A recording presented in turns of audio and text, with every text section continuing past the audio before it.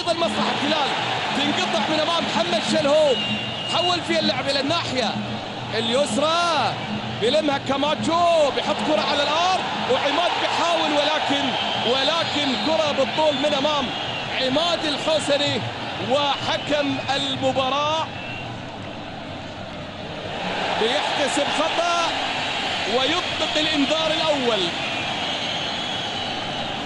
بيحتسب خطأ لمصلحة عماد. ترجع كرة الى الشلهوب،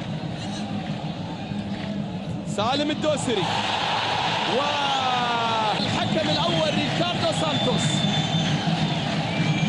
وبالتالي كامل الموسى راح نشوف لكامل، على ما يبدو لكامل الموسى على طول وخطرة. الله،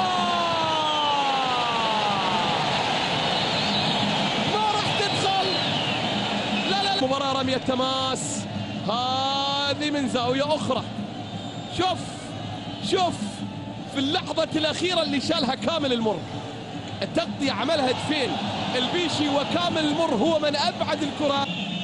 فيكتور سيموس وحيدا في منطقة الوسط، أحمد درويش يستقبل، وثمانية لاعبين إلى المنطقة الخلفية. كرة ملعوبة تنحط.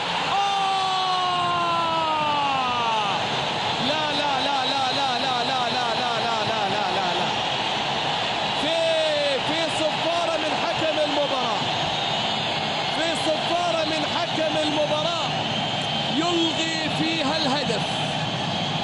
هذه إعادة من المرشدي، اصطدت في كامل المر، ادخلت المرمى، ولكن حكم المباراة